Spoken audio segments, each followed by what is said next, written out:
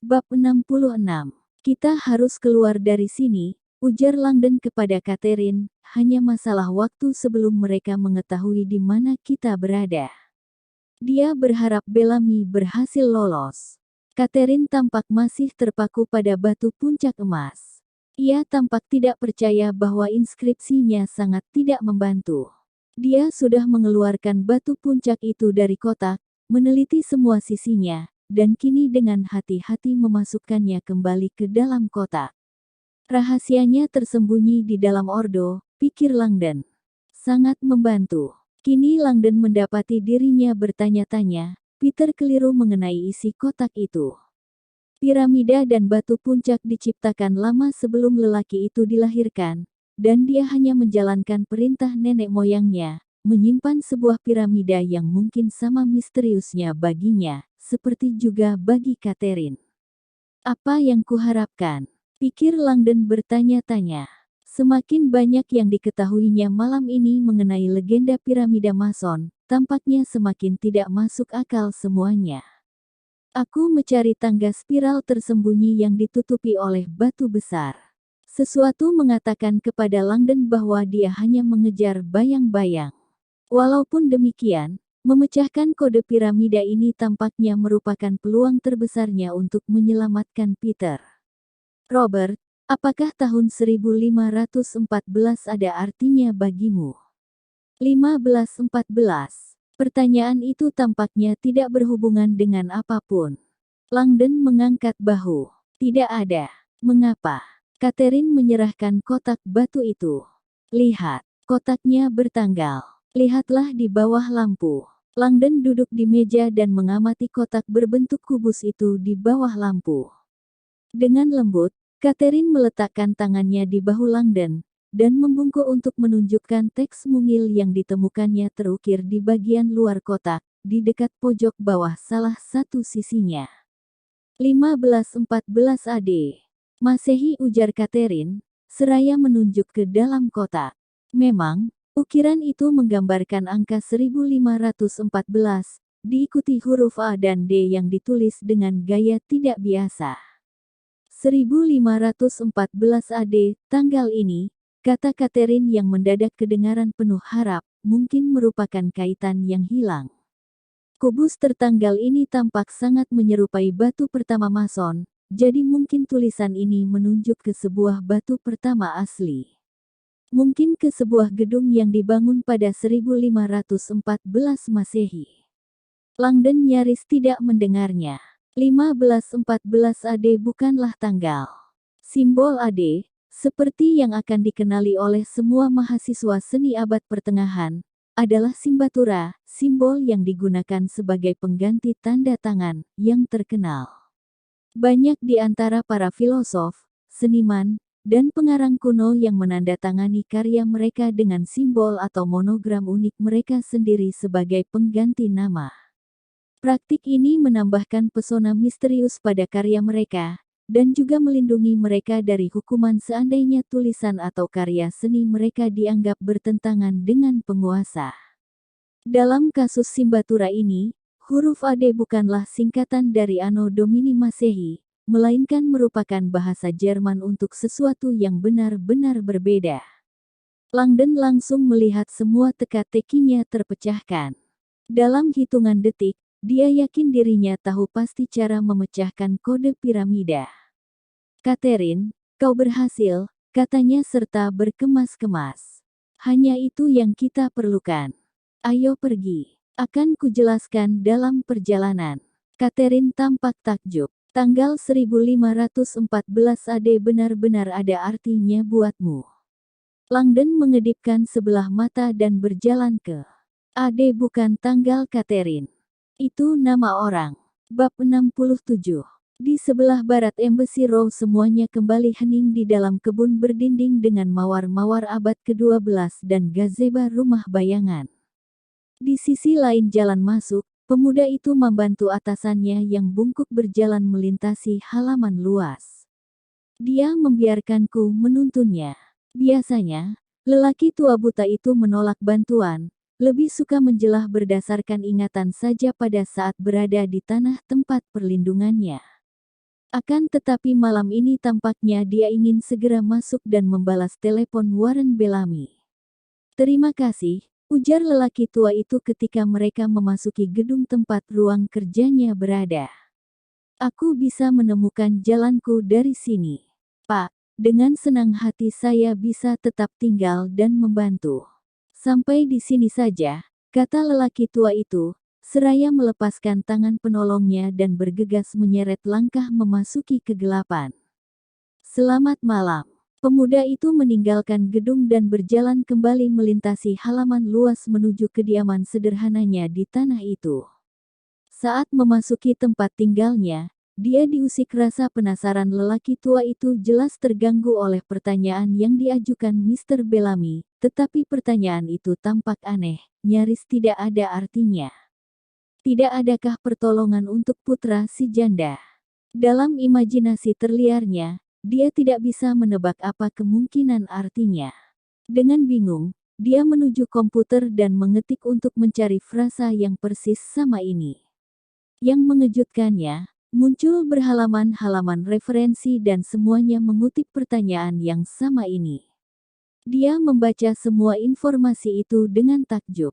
Tampaknya Warren Bellamy bukanlah orang pertama dalam sejarah yang mengajukan pertanyaan ini. Kata-kata yang sama ini diutarakan berabad-abad yang lalu oleh Raja Solomon, ketika berduka atas terbunuhnya seorang teman. Konon pertanyaan itu masih diutarakan sampai saat ini oleh kaum Mason, yang menggunakannya sebagai semacam permohonan tolong tersandi. Tampaknya Warren Bellamy mengirimkan panggilan darurat kepada sesama anggota Mason. Bab 68. Albrecht Dürer. Catherine mencoba menyatukan semua potongan teka-teki ketika dia bergegas bersama Langdon melewati ruang bawah tanah gedung Adams. AD singkatan dari Albrecht Dürer. Pemahat dan pelukis Jerman abad ke-16 yang terkenal itu adalah salah seorang seniman favorit kakaknya, dan Catherine sedikit mengenal karyanya. Walaupun demikian, dia tidak bisa membayangkan bagaimana Dürer bisa membantu mereka dalam kasus ini. Lagi pula, dia sudah mati selama lebih dari 400 tahun. Secara simbolis, Dürer sempurna, ujar Langdon ketika mereka mengikuti serangkaian tanda keluar yang terang. Dia lelaki Renaissance paling cerdas, seniman, filosof, ahli kimia, dan selalu mempelajari misteri kuno. Sampai sekarang, tak seorang pun memahami sepenuhnya pesan-pesan yang tersembunyi dalam karya seni Dürer. Itu mungkin benar, kata Catherine. Tapi, bagaimana 1514 Albrecht Dürer bisa menjelaskan cara memecahkan kode piramida? Mereka tiba di sebuah pintu terkunci, dan Langdon menggunakan kartu kunci Bellamy untuk masuk. Angka 1514, jelas Langdon, ketika mereka bergegas menaiki tangga, menunjukkan kita ke sebuah karya Dürer yang sangat spesifik. Mereka memasuki koridor besar. Langdon melihat ke sekeliling, lalu menunjuk ke kiri. "Ke sini." Mereka kembali bergerak cepat. Albrecht Dürer sesungguhnya menyembunyikan angka 1514 dalam karya seninya yang paling misterius, yakni Melancholiae yang diselesaikannya pada 1514. Itu dianggap karya Renaissance Eropa Utara yang sangat berpengaruh. Peter pernah menunjukkan Melancholiae dalam sebuah buku tua mengenai mistisisme kuno, tapi Catherine tidak mengingat adanya angka 1514 yang tersembunyi. "Seperti yang mungkin kau ketahui," ujar Langdon kedengarannya bersemangat, Melancholiae menggambar perjuangan umat manusia dalam memahami misteri kuno. Simbolisme dalam Melancholiae begitu rumit, sehingga membuat kekalahan Leonardo da Vinci tampak jelas. Mendadak Catherine berhenti dan memandang Langdon. "Robert, Melancholiae ada di sini, di Washington tergantung di Galeri Nasional." "Ya," kata Langdon seraya tersenyum, "dan kurasa itu kebetulan. Saat ini galerinya tutup, tapi aku mengenal kuratornya dan, lupakan Robert. Aku tahu apa yang terjadi ketika kau pergi ke museum." Catherine berjalan menuju sebuah ceruk di dekatnya. Di sana dia melihat sebuah meja dengan komputer. Langdon mengikuti, tampak tidak senang. Ayo kita lakukan dengan cara yang lebih mudah. Tampak Profesor Langdon, sang ahli seni, mengalami dilema etis mengapa menggunakan internet, padahal karya aslinya begitu dekat. Catherine melangkah ke balik meja dan menyalakan komputer. Ketika mesin akhirnya menyala, dia menyadari adanya masalah lain. Tidak ada ikon untuk peramban. Itu jaringan internal perpustakaan. Langdon menunjuk sebuah ikon pada desktop. Coba yang itu. Catherine mengeklik ikon bertuliskan koleksi digital. Komputernya mengakses layar baru, dan Langdon kembali menunjuk. Catherine mengeklik ikon yang dipilih Langdon, koleksi fine prints. Layar melakukan refresh, fine print cari. Ketik, Albrecht Dürer. Catherine memasukkan nama itu, lalu mengeklik kunci pencarian. Dalam hitungan detik, layar mulai menyajikan serangkaian gambar kecil. Semua gambar itu tampaknya bergaya serupa, ukiran hitam putih rumit. Tampaknya Dürer menciptakan lusinan ukiran yang sama. Catherine meneliti daftar karya seni Dürer berdasarkan abjad. Adam and Eve, Adam dan Hawa. Betrayal of Christ, pengkhianatan Kristus. Four Horsemen of the Apocalypse, 4 pengendara kuda dari Kitab Wahyu. Great Passion, penderitaan Kristus. Last Supper, perjamuan terakhir. Ketika melihat semua judul berbau Alkitab ini, Catherine ingat bahwa Dürer mempraktikkan sesuatu yang disebut Kristen mistis, yakni peleburan antara Kristen awal, alkimia, astrologi, dan ilmu pengetahuan. Ilmu pengetahuan. Gambaran lab yang terbakar melintas di benak Catherine. Dia nyaris tidak bisa mencerna akibat-akibat jangka panjangnya, tapi saat ini pikirannya tertuju kepada asistennya, Tris. Semoga dia berhasil keluar. Langdon sedang mengutarakan sesuatu mengenai The Last Supper versi Dürer, tapi Catherine nyaris tidak mendengarkan. Catherine baru saja melihat tautan untuk Melancholiae.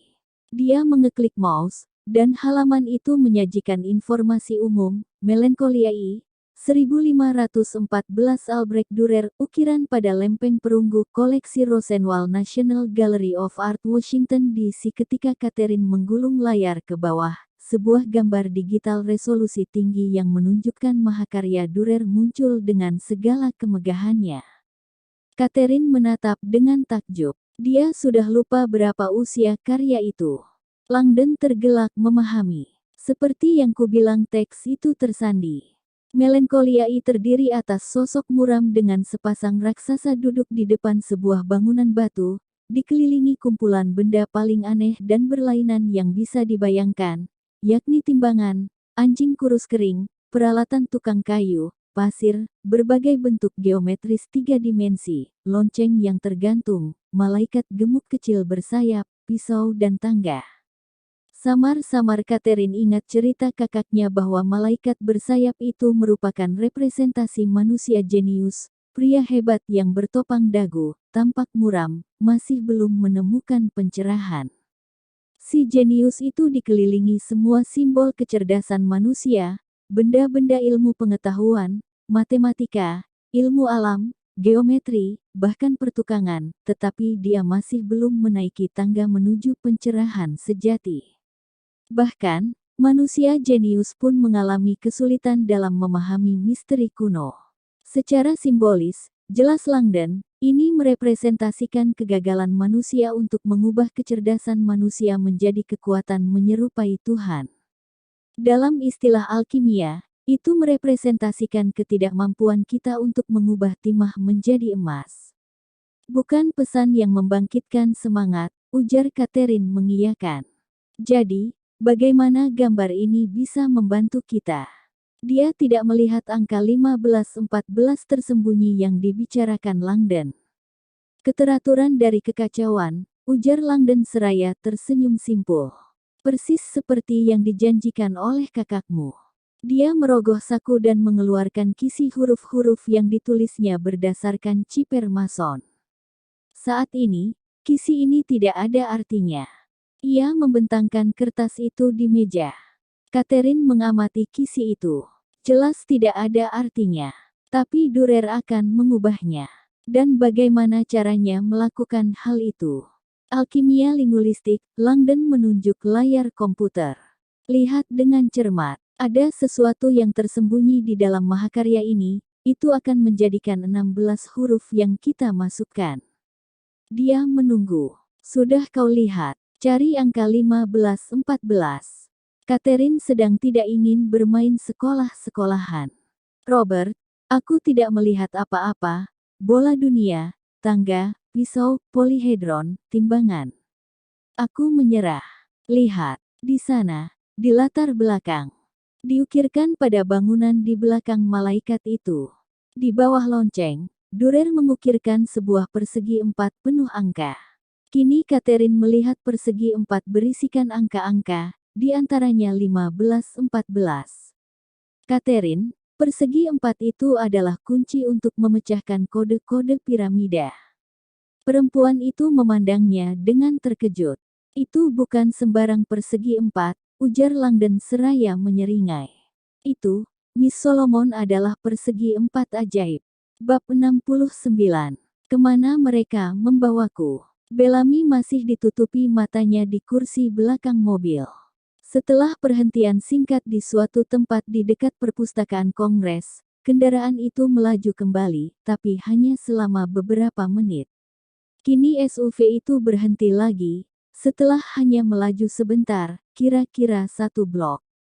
Bellamy mendengar pembicaraan dengan suara-suara teredam. Maaf, mustahil, kata sebuah suara berwibawa, tutup pada jam seperti ini. Lelaki yang menyetir SUV menjawab dengan kewibawaan yang setara. Penyelidikan CIA, Keamanan Nasional, tampaknya pertukaran kata-kata dan idenya meyakinkan, karena nada suaranya langsung berubah.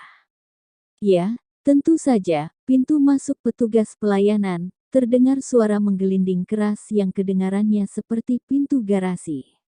Dan ketika pintu terbuka, suara itu menambahkan, perlukah saya dampingi? Setelah berada di dalam, Anda tidak akan bisa memasuki, tidak usah. Kami sudah mendapat akses. Seandainya pun penjaga itu terkejut, semuanya sudah terlambat. SUV kembali bergerak.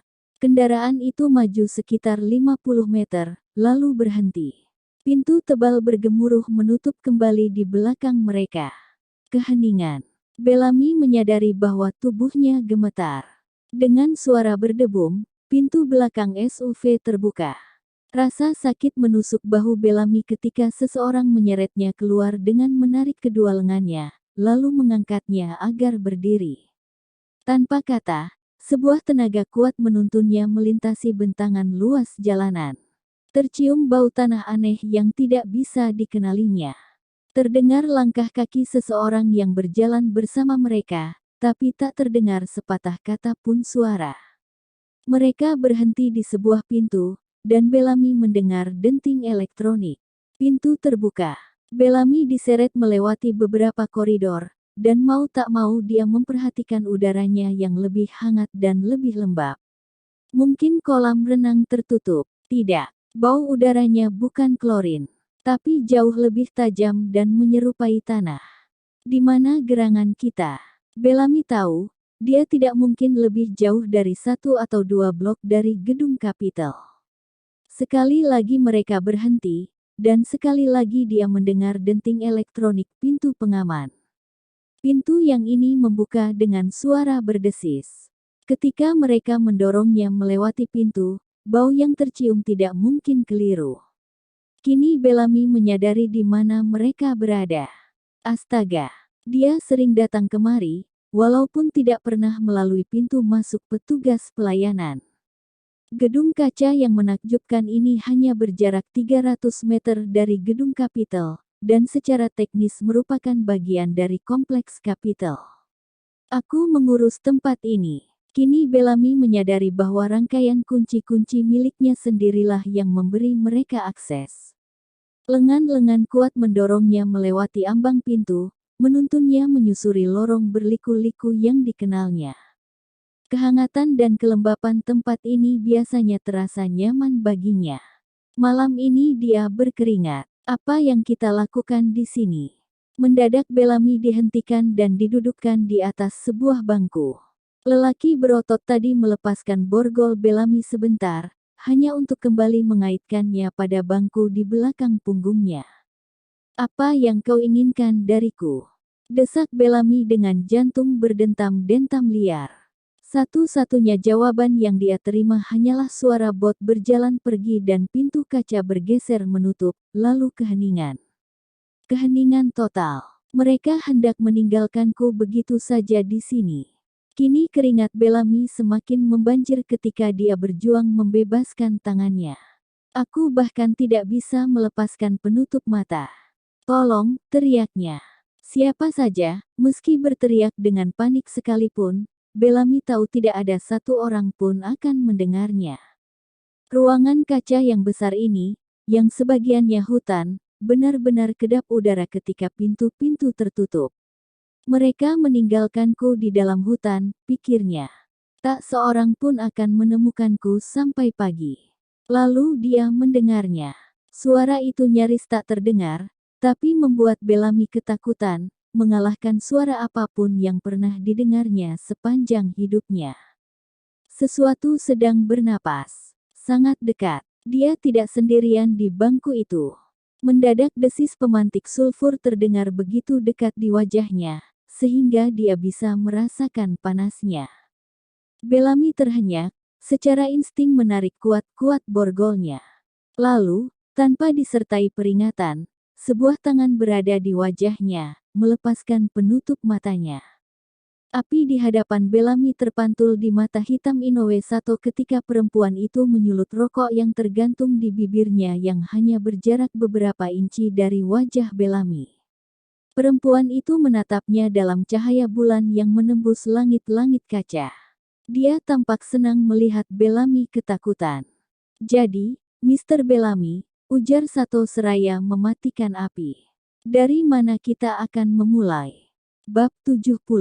Persegi 4 ajaib. Catherine mengangguk ketika mengamati persegi 4 berisi angka-angka di dalam ukiran Dürer. Sebagian orang akan menganggap Langdon sudah gila, tapi dengan cepat Catherine menyadari kebenaran perkataannya.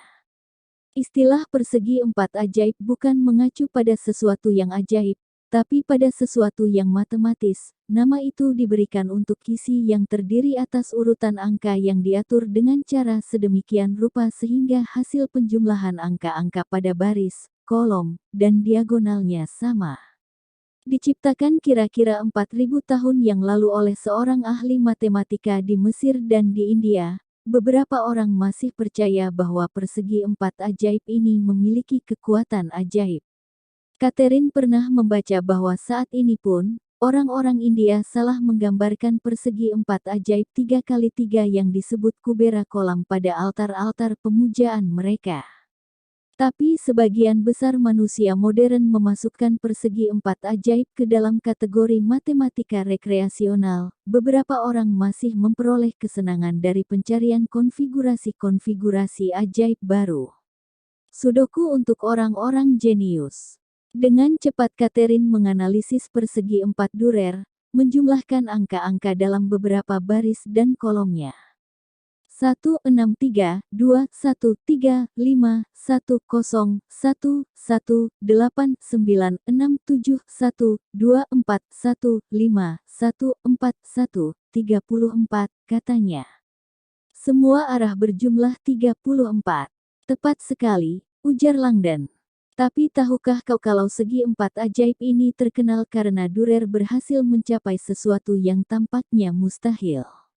Dengan cepat dia menunjukkan pada Catherine bahwa, selain membuat semua baris, kolom, dan diagonalnya berjumlah 34, Dürer juga menemukan cara untuk membuat keempat kuadran, keempat kotak di bagian tengah, dan bahkan keempat kotak di bagian pojoknya berjumlah 34 juga.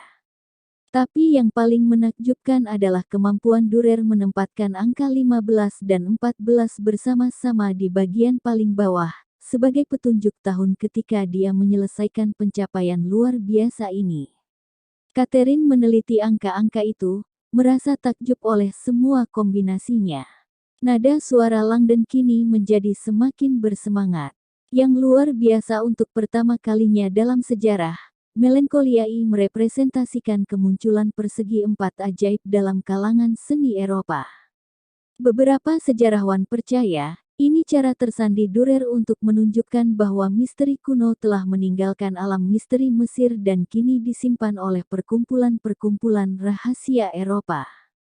Langdon terdiam. Dan ini membawa kita kembali kepada ini. Dia menunjuk secarik kertas bertuliskan kisi yang terdiri dari huruf-huruf dari piramida batu. Kurasa, tata letaknya kini tampak tidak asing lagi. Tanya Langdon. Persegi 4-4 kali 4. Langdon mengambil pensil dan dengan cermat menuliskan persegi 4 ajaib Dürer di kertas tadi, tepat di samping persegi 4 yang terdiri atas huruf-huruf. Catherine kini melihat betapa mudahnya pemecahan kodenya. Langdon berdiri siaga dengan pensil di tangan, tetapi anehnya, setelah semua rasa antusias ini, dia tampak ragu. Robert. Langdon menoleh kepada Catherine, raut wajahnya gelisah. Kau yakin kita ingin melakukannya? Dengan jelas Peter Robert, jika kau tidak mau memecahkan kode ukiran ini, maka aku akan melakukannya. Catherine menjulurkan tangan meminta pensil itu. Langdon paham bahwa tidak ada yang bisa menghentikan Catherine, karena itu dia menyerah, mengalihkan perhatiannya kembali pada piramida. Dengan cermat dia menutupi kisi piramida dengan persegi 4 ajaib, dan mengalokasikan angka untuk setiap huruf. Lalu dia menciptakan kisi baru, meletakkan huruf-huruf ciper mason dalam urutan baru seperti yang didefinisikan oleh urutan dalam persegi 4 ajaib Dürer. Ketika Langdon selesai, mereka berdua meneliti hasilnya. Catherine langsung kebingungan. Masih tidak ada artinya. Langdon tetap diam untuk waktu yang lama. Sesungguhnya Catherine, ini bukan tidak ada artinya. Matanya kembali bersinar oleh kegembiraan penemuannya. Itu bahasa Latin. Dalam sebuah koridor panjang dan gelap, seorang lelaki buta menyeret langkah secepat mungkin menuju kantornya. Ketika akhirnya tiba, dia menjatuhkan diri ke atas kursi di meja kerjanya, dan tulang-tulang tuanya bersyukur mendapatkan istirahat itu. Mesin penjawab telepon berkedip-kedip. Lelaki tua itu menekan tombol dan mendengarkan. Ini Warren Bellamy, bisik pelan teman dan saudara masonnya itu. Kurasa aku punya berita mengkhawatirkan. Mata Catherine Solomon kembali tertuju pada kisi huruf-huruf itu. Dia meneliti kembali teksnya. Betul saja, sebuah kata Latin itu kini terbaca oleh matanya. Jehovah. Catherine belum pernah belajar bahasa Latin, tapi kata ini dikenalnya dari membaca teks-teks Ibrani kuno. Jehovah. Jehovah. Ketika matanya melanjutkan penelusuran ke bawah, membaca kisi itu seperti membaca buku, dia terkejut ketika menyadari bahwa dirinya bisa membaca seluruh teks piramida itu. Jehovah Sanctus Unus. Dia langsung mengetahui artinya. Frasa ini muncul di mana-mana dalam terjemahan-terjemahan kitab Ibrani. Dalam kitab Taurat, Tuhan orang Ibrani dikenal dengan banyak nama, yakni Jehovah, Yenovah, Yahweh, Sang Sumber, Elohim, tapi banyak terjemahan Romawi yang mengonsolidasikan tata nama membingungkan ini menjadi satu frasa Latin tunggal, Jehovah Sanctus Unus, yakni satu Tuhan sejati. Bisik Catherine kepada diri sendiri. Frasa ini jelas tidak menyerupai sesuatu yang bisa membantu mereka menemukan kakaknya. Inikah pesan rahasia piramida ini? Satu Tuhan sejati. Kupikir ini peta. Langdon tampak sama bingungnya. Kegairahan di matanya menguap. Pemecahan kode ini jelas sudah benar, tapi orang yang menculik kakakku ingin mengetahui sebuah lokasi. Catherine menyelipkan rambut ke belakang telinga. Tulisan ini tidak akan membuatnya kegirangan. Catherine, ujar Langdon seraya menahan helaan napas. Aku sudah mengkhawatirkan hal ini. Sepanjang malam aku punya perasaan bahwa kita memperlakukan sekumpulan mitos dan alegori seperti kenyataan. Mungkin inskripsi ini menunjuk pada sebuah lokasi metaforis, dan mengatakan kepada kita bahwa potensi sejati manusia hanya bisa diakses melalui satu Tuhan sejati. Tapi itu tidak masuk akal, jawab Catherine. Rahangnya kini terkatup erat karena perasaan frustasinya. Keluargaku melindungi piramida ini selama bergenerasi-generasi. Satu Tuhan sejati, itukah rahasianya? Dan CIA menganggap ini sebagai masalah keamanan nasional. Entah mereka berbohong, atau kita melewatkan sesuatu. Langdon mengangkat bahu, mengiyakan. Tepat pada saat itu, ponselnya mulai berdering.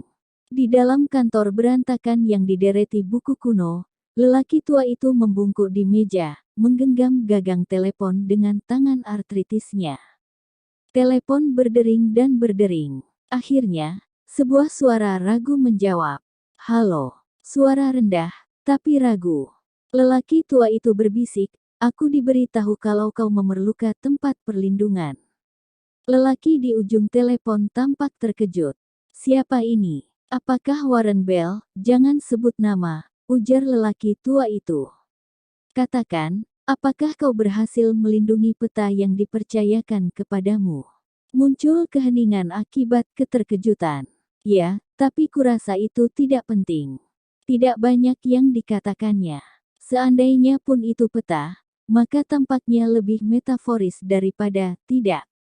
Kujamin petanya cukup nyata, dan menunjuk ke sebuah lokasi yang sangat nyata. Kau harus menjaga keamanannya. Tak bisa kutekankan lagi kepadamu betapa pentingnya hal ini. Kau sedang dikejar-kejar, tapi jika kau bisa pergi ke lokasiku tanpa terlihat, aku akan menyediakan tempat perlindungan dan jawaban. Lelaki itu bimbang, tampak tidak yakin. Sobat, kata lelaki tua itu memulai, dengan cermat memilih kata-katanya. Ada sebuah tempat perlindungan di Roma, di utara Sungai Tiber, yang berisi 10 batu dari Gunung Sinai, satu dari surga itu sendiri, dan satu dengan wajah ayah gelap Lukas. Kau tahu lokasiku. Muncul keheningan panjang di telepon, lalu lelaki itu menjawab, ya, aku tahu. Lelaki tua itu tersenyum. Sudah kuduga Profesor. Datanglah segera. Pastikan kau tidak diikuti. Bab 71. Malah berdiri dalam gelegak kehangatan pancuran air panas. Dia merasa murni kembali, setelah mencuci sisa-sisa terakhir bau etanol. Ketika uap yang mengandung eukaliptus itu menembus kulit, ia bisa merasakan pori-porinya membuka akibat panas. Lalu dia memulai ritualnya. Pertama-tama, dia menggosokkan zat kimia perontok rambut ke seluruh tubuh dan kulit kepala bertatonya untuk menghilangkan semua rambut. Dewa-dewa dari 7 pulau Heliades tidak berambut. Lalu dia memijatkan minyak abramelin ke kulitnya yang lembek dan siap menerima. Abramelin adalah minyak suci orang-orang Majus yang agung. Lalu dia memutar keras tuas pancuran ke kiri, dan airnya berubah sedingin es. Dia berdiri di bawah air membekukan itu selama 1 menit penuh untuk menutup pori-pori dan memerangkap panas dan energi di dalam inti tubuhnya. Rasa dingin itu berfungsi sebagai pengingat akan sungai membekukan tempat perubahan ini dimulai. Dia menggigil ketika melangkah keluar dari pancuran, tapi dalam hitungan detik, panas inti tubuhnya memancar lewat lapisan-lapisan daging dan menghangatkannya. Bagian dalam tubuh malah terasa seperti tungku. Dia berdiri telanjang di depan cermin dan mengagumi sosoknya. Mungkin ini terakhir kalinya dia melihat dirinya sendiri sebagai manusia fana. Kedua kaki bagian bawahnya berupa cakar Raja Wali. Sepasang kakinya Boas dan Yahin adalah pilar-pilar kebijakan kuno. Pinggul dan perutnya berupa lengkungan kekuatan mistis. Menggantung di bawah lengkungan, organ seksnya yang besar ditato dengan simbol-simbol takdirnya. Dalam kehidupannya yang lama, tonjolan daging berat ini telah menjadi sumber kenikmatan duniawinya. Tapi tidak lagi. Aku sudah dimurnikan. Seperti para biarawan mistis terkebiri dari Kataroy, malah telah menghilangkan kedua testikelnya. Dia telah mengorbankan kelebihan fisiknya untuk sesuatu yang lebih berarti. Tuhan tidak punya jenis kelamin.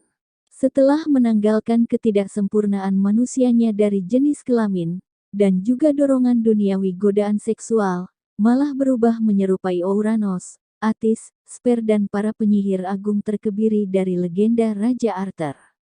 Semua metamorfosis spiritual didahului oleh metamorfosis fisik.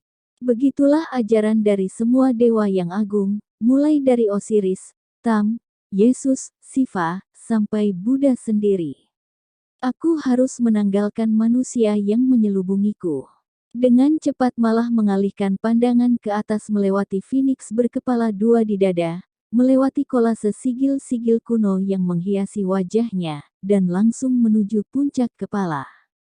Dia memiringkan kepala ke arah cermin, dan nyaris bisa melihat lingkaran daging telanjang yang menunggu di sana. Lokasi di bagian tubuh ini dianggap suci. Dikenal sebagai Fontane, itu satu-satunya area tengkorak manusia yang tetap terbuka sejak lahir. Sebuah jendela bulat menuju otak. Walaupun portal fisiologis ini menutup dalam hitungan bulan, area ini tetap menjadi simbolis hubungan yang hilang antara dunia luar dan dalam. Malah mengamati petak suci kulit perawan ini, yang dikelilingi lingkaran Ouroboros, ular mistis yang melahap ekornya sendiri, menyerupai mahkota. Daging telanjang itu tampak seakan membalas tatapannya. Cemerlang oleh janji, Robert Langdon akan segera mengungkapkan harta karun luar biasa yang diperlukannya. Setelah malah memilikinya, kekosongan di puncak kepalanya akan terisi, dan pada akhirnya dia akan siap untuk perubahan terakhirnya. Malah berjalan melintasi kamar dan mengeluarkan secarik pita sutra putih panjang. Seperti yang sudah dilakukannya banyak kali, dia membelitkan kain itu mengelilingi selangkangan dan pantat. Lalu dia turun ke lantai bawah. Di kantornya, komputer menerima pesan email.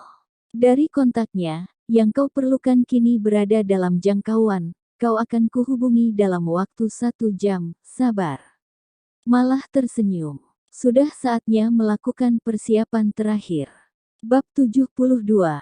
Agen lapangan CIA itu merasa jengkel ketika turun dari ruang baca. Bellamy membohongi kita. Agen itu tidak melihat jejak-jejak panas apapun di lantai atas di dekat patung Musa, juga dimanapun lainnya di lantai atas. Jadi, kemana gerangan Langdon pergi? Agen itu kini menelusuri ulang semua langkahnya menuju satu-satunya lokasi tempat mereka melihat jejak-jejak panas yakni pusat distribusi perpustakaan. Kembali dia menuruni tangga, bergerak ke bawah lemari persegi 8. Kebisingan ban-ban berjalan yang bergemuruh menjengkelkannya.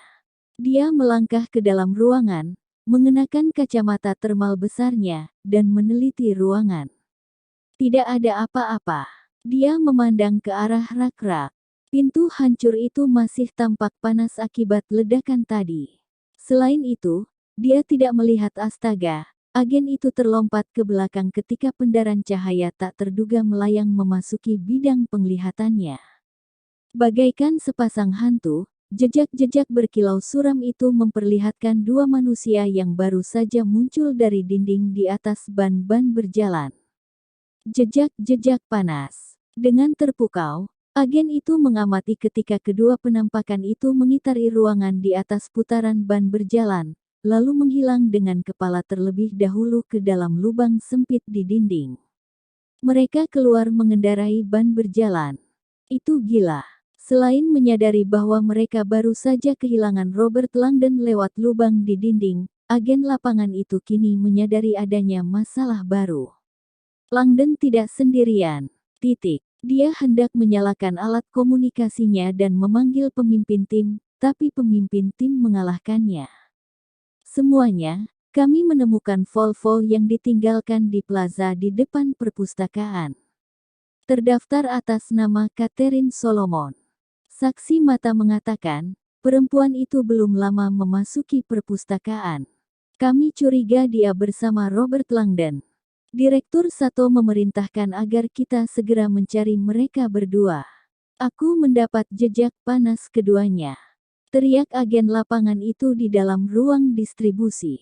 Dia menjelaskan situasinya.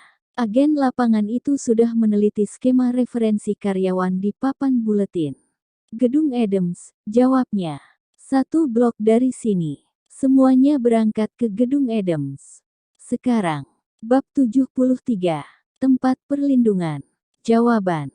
Kata-kata itu menggema dalam benak Langdon ketika dia dan Catherine keluar melalui pintu samping Gedung Adams dan memasuki dinginnya malam musim dingin. Penelepon misterius itu mengungkapkan lokasinya secara tersamar, tapi Langdon mengerti. Secara mengejutkan, Catherine menunjukkan reaksi positif terhadap tujuan mereka. Mana lagi tempat yang lebih baik untuk menemukan satu Tuhan sejati? Kini pertanyaannya adalah cara pergi ke sana. Langdon berputar di tempat, mencoba mengetahui posisi mereka. Keadaan gelap, tapi untunglah cuaca cerah. Mereka sedang berada di sebuah pekarangan kecil. Di kejauhan, kubah Kapitol tampak mengejutkan jauhnya, dan Langdon menyadari bahwa ini pertama kalinya dia melangkah keluar semenjak tiba di Kapitol beberapa jam yang lalu. Sia-sialah ceramahku. Robert, lihat. Catherine menunjuk ke arah siluet gedung Jefferson. Reaksi pertama Langdon ketika melihat gedung itu adalah ketakjuban, karena mereka telah pergi begitu jauh di bawah tanah di atas ban berjalan. Akan tetapi, reaksi keduanya adalah kekhawatiran. Gedung Jefferson kini dipenuhi aktivitas, truk-truk dan mobil-mobil berhenti di sana. Para lelaki berteriak. Apakah itu lampu sorot? Langdon meraih tangan Catherine. Ayo. Mereka berlari ke timur laut melintasi pekarangan, lalu cepat-cepat menghilang dari pandangan ke balik sebuah gedung elegan berbentuk U yang dikenal Langdon sebagai perpustakaan Folger Shakespeare. Gedung itu tampaknya merupakan kamuflase yang loyal bagi mereka malam ini, karena menampung manuskrip Latin, New Atlantis karya Francis Bacon, visi khayalan yang konon menjadi model bapak bangsa Amerika dalam membangun dunia baru berdasarkan pengetahuan kuno. Walaupun demikian, Langdon tidak akan berhenti. Kita perlu taksi. Mereka tiba di pojok 3rd Street dan East Capitol. Lalu lintas sepi, dan Langdon merasakan harapannya memudar ketika mencari taksi. Dia dan Catherine bergegas ke utara di 3rd Street, menjauhkan diri dari perpustakaan Kongres. Ketika mereka sudah berjalan 1 blok penuh, barulah Langdon melihat sebuah taksi berbelok. Dia memanggilnya, dan taksi berhenti. Musik Timur Tengah terdengar di radio, dan sopir Arab muda itu mengulaskan senyum ramah kepada mereka. Kemana? Tanyanya, ketika mereka masuk ke dalam taksi. Kami harus pergi ke barat laut, sela Catherine, seraya menunjuk 3rd Street yang jauh dari gedung Jefferson. Menyetirlah ke Union Station, lalu ke kiri ke Massachusetts Avenue. Kami akan memberitahumu kapan harus berhenti. Sopir itu mengangkat bahu, menutup penyekat plexiglas, dan kembali menyalakan musik. Catherine memberi Langdon pandangan memperingatkan, seakan menyatakan, "Jangan tinggalkan jejak." Dia menunjuk keluar jendela, mengarahkan perhatian Langdon pada sebuah helikopter hitam yang terbang rendah mendekati area itu. Sialan. Sato nampaknya sangat serius ingin mendapatkan kembali piramida Solomon. Ketika mereka menyaksikan helikopter itu mendarat di antara gedung Jefferson dan gedung Adams, Catherine memandang Langdon tampak semakin khawatir. "Bisa pinjam ponselmu sebentar?" Langdon menyerahkan ponselnya. Kata Peter, "Kau punya ingatan fotografis?" Tanyanya menurunkan kaca jendela.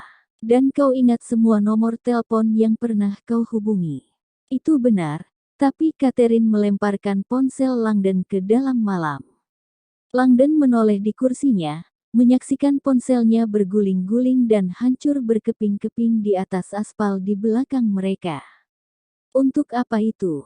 "Menghilangkan jejak," ujar Catherine dengan pandangan serius. "Piramida ini satu-satunya harapan untuk menemukan kakakku, dan aku tidak ingin membiarkan CIA mencurinya dari kita." Di kursi depan, Omar Amirana menggoyang-goyangkan kepala dan bersenandung mengikuti musik. Ini malam yang sepi, dan dia bersyukur akhirnya mendapat penumpang. Taksi baru saja melewati Stanton Park ketika suara petugas perusahaan taksi yang sudah dikenalnya bergemeresak di radio. Pengumuman. Untuk semua kendaraan di area National Mall. Kami baru saja menerima buletin dari pemerintah mengenai 2 buronan di area Gedung Adams.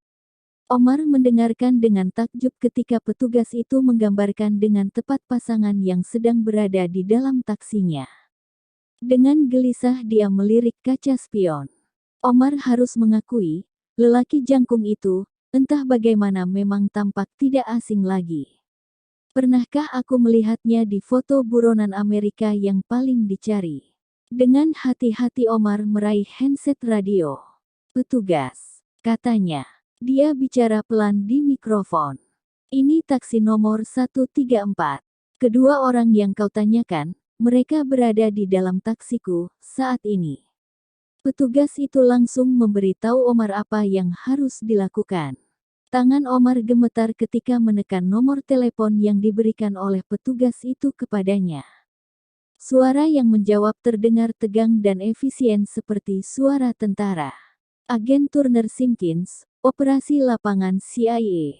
Siapa ini? Sopir taksi, kata Omar. Saya disuruh menelepon mengenai apakah kedua buronan itu masih berada di dalam kendaraanmu. Jawab ya atau tidak saja. Ya. Bisakah mereka mendengar percakapan ini? Ya atau tidak? Tidak. Penyekatnya, kemana kau membawa mereka? Barat laut di Massachusetts. Tujuan spesifik. Mereka tidak bilang. Agen itu bimbang. Apakah penumpang lelakinya membawa tas kulit? Omar melirik kaca spion, dan matanya membelalak. Ya, tas itu tidak berisi peledak atau apapun. Dengar baik-baik, ujar agen itu. Kau tidak berada dalam bahaya asalkan mengikuti petunjukku dengan tepat. Jelas. Ya Pak, siapa namamu? Omar, jawabnya. Keringat dinginnya keluar. Dengar Omar, ujar lelaki itu dengan tenang. Tindakanmu bagus. Aku ingin kau menyetir sepelan mungkin sementara aku membawa timku ke posisi di depanmu. Paham. Ya Pak. Apakah taksimu dilengkapi sistem interkom agar kau bisa berkomunikasi dengan mereka yang berada di kursi belakang? Ya Pak. Bagus. Inilah yang harus kau lakukan. Bab 74. Hutan yang menjadi nama tenarnya, merupakan pusat dari US Botanic Garden (USBG), Museum Hidup Amerika, yang bersebelahan dengan Gedung Kapitol Amerika Serikat. Secara teknis berupa hutan hujan, hutan terletak di dalam sebuah rumah kaca yang menjulang, dilengkapi pohon-pohon karet tinggi, pohon ara, dan jalan setapak berkanopi bagi para turis yang lebih pemberani. Biasanya, Warren Bellamy merasa terlindungi oleh aroma tanah hutan dan kilau cahaya matahari yang menembus kabut yang masuk melalui lubang-lubang uap di langit-langit kaca. Akan tetapi, malam ini, dengan hanya diterangi cahaya bulan, hutan menakutkannya. Dia banyak berkeringat, menggeliat-geliat melawan kram yang kini menusuk kedua lengannya yang masih terikat secara menyakitkan di belakang tubuh. Direktur Sato berjalan mondar-mandir di hadapannya, mengisap rokok dengan tenang. Di dalam lingkungan yang terkalibrasi secara cermat ini, perbuatannya setara dengan terorisme lingkungan. Wajahnya tampak nyaris kejam dalam cahaya bulan penuh asap yang masuk lewat langit-langit kaca di atas kepala. Jadi, lanjut Sato, ketika kau tiba di Kapitol malam ini, dan mengetahui kehadiranku di sana, kau membuat keputusan. Bukannya memberitahukan kehadiranmu, diam-diam kau malah turun ke SBB, dan di sana kau menempuh risiko besar dengan menyerangku dan Chief Anderson, dan kau membantu Langdon lolos bersama piramida dan batu puncak itu. Dia menggosok-gosok bahu. Pilihan yang menarik, pilihan yang akan kuambil kembali, pikir Bellamy. Mana Peter? Tanyanya marah. Bagaimana aku bisa tahu? Tanya Sato. Tampaknya kau mengetahui segala hal lainnya. Bentak Bellamy tanpa berusaha menyembunyikan kecurigaan bahwa, entah bagaimana Sato berada di balik semua ini. Kau tahu harus pergi ke gedung Capitol. Kau tahu harus mencari Robert Langdon. Dan kau bahkan tahu harus menjalankan sinar X pada tas Langdon untuk menemukan batu puncak itu. Jelas seseorang memberimu banyak informasi dari dalam. Sato tertawa dingin dan melangkah lebih dekat. Mr. Bellamy, itukah alasanmu menyerangku? Menurutmu aku musuh? Menurutmu aku mencoba mencuri piramida mungilmu? Sato mengisap rokok dalam-dalam lalu mengembuskan asapnya dari lubang hidung. Dengar baik-baik, tak seorang pun lebih memahami gentingnya menjaga rahasia jika dibandingkan denganku. Aku yakin, sebagaimana halnya denganmu, ada informasi tertentu yang tidak boleh diketahui oleh orang banyak. Akan tetapi, malam ini ada kekuatan-kekuatan yang sedang bekerja, dan aku khawatir kau belum memahaminya. Lelaki yang menculik Peter Solomon memegang kekuasaan besar, kekuasaan yang tampaknya belum kau sadari. Percayalah, dia adalah bom waktu berjalan, mampu mengawali serangkaian kejadian yang akan sangat mengubah dunia yang kau kenal. Aku tidak mengerti. Bellamy beringsut di atas bangku, lengannya terasa sakit di dalam borgol. Kau tidak perlu mengerti. Kau hanya perlu mematuhiku. Saat ini, satu-satunya harapanku untuk menghindari bencana besar adalah dengan bekerja sama dengan lelaki ini, dan memberinya apa yang tepatnya dia inginkan. Yang berarti, kau akan menelepon Mr. Langdon dan menyuruhnya menyerahkan diri, bersama-sama dengan piramida dan batu puncak itu. Setelah Langdon berada di tanganku, dia akan memecahkan inskripsi piramida itu, memperoleh informasi apapun yang dituntut oleh lelaki ini, dan memberinya apa yang tepatnya dia inginkan. Lokasi tangga spiral menuju misteri kuno. Aku tidak akan melakukannya.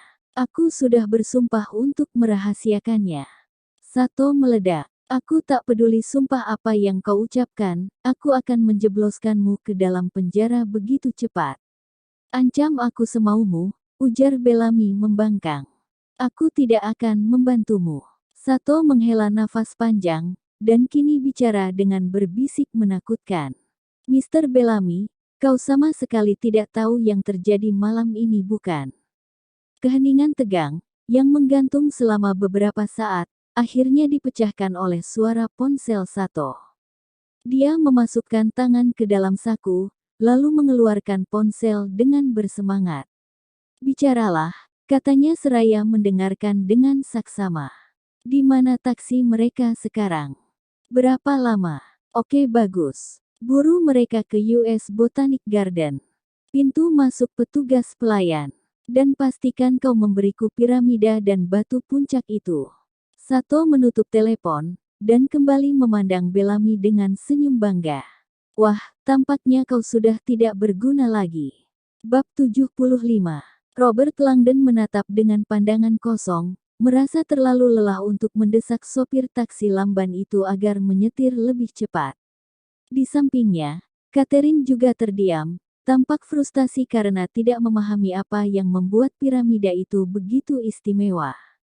Sekali lagi mereka telah membahas segala yang mereka ketahui mengenai piramida, batu puncak, dan kejadian-kejadian aneh malam ini. Mereka masih tidak tahu bagaimana piramida ini bisa dianggap sebagai peta menuju sesuatu. Jehovah Sanctus Unus, rahasianya tersembunyi di dalam ordo. Kontak misterius mereka menjanjikan jawaban, seandainya mereka bisa menemuinya di suatu tempat tertentu. Sebuah tempat perlindungan di Roma di utara Sungai Tiber.